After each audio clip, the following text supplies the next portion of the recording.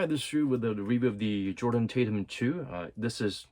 Well, there are some carryovers of the design from the Tatum ones, but also it's a big departure from the one as well. So I think it's interesting. They keep some of the elements alive, but they try to take a bold leap forward or sideways or backward.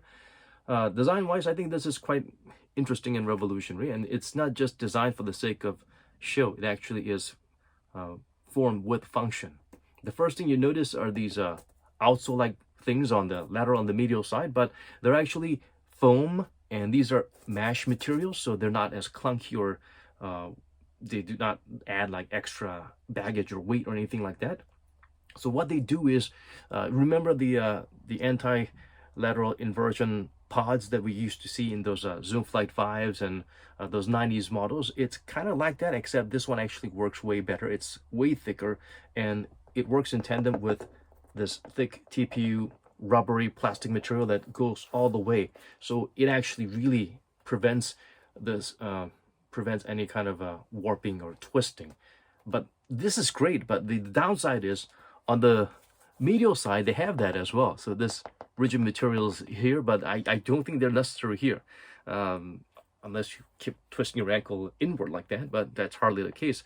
But anyway, overall, it really adds to the extra unnecessary level of stability, but at the same time, these little parts, it could poke you depending on the shape of your foot and depending on your typical movements. So lace them up and see if this pinches the inside of your foot or not. Check that out, lace them up and find that out. I say it fits true to size, and it's pretty roomy. And yeah, overall, it feels kind of bulky. It feels kind of LeBron-like in terms of all the bulkiness. It weighs slightly more, but not too much for a size 9. It weighs about slightly less than 400 grams, so it's still considered a pretty lightweight shoe, and it feels lighter than what the digits show. But compared to the Tatum ones, this is relatively heavier. There's good padding all around, but inside this heel, clutching is a bit lacking. I mean, I don't feel like a vertical heel slippage, but laterally side to side, a little bit of wonkiness inside. But it all depends on the shape of your foot as well. It's not crazy, but there's a little bit of insecurity there in terms of locking you down completely. I mean, there's no vertical heel slippage, so that's one thing that's good. The lace loop, I don't know, maybe it's the lace loop, maybe it's this the way it's shaped, but if you lace them up tight, you might feel the on the medial side, this part might pinch your ankle a little bit, but again, it depends on the shape of your foot. Overall, the upper material is kind of starchy. It kind of looks like canvas, but inside there's the added layers that make it even more starchy. So overall, with this little pods and little stabilizers all around, it's not the most flexible one like the Tatum ones. It's not crazy breathable like the Tatum ones, but it's a little bit secure and durable than Tatum ones, because the Tatum ones had these little plasticky parts that actually broke or pinched into your foot. So that's not there, and this large pod is here, so that's a good replacement.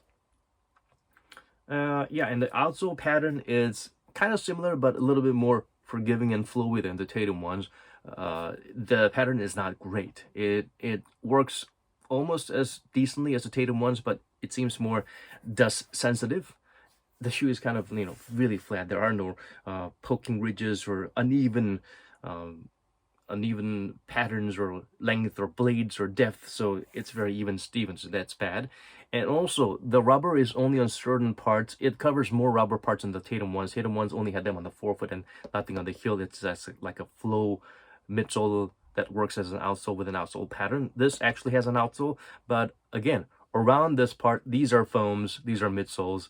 So if you play very flat on your foot, then that's okay. But if you were to be very shifty and move kind of like side to side like that, if you end up making first contact with the floor with these foam parts, you will slip.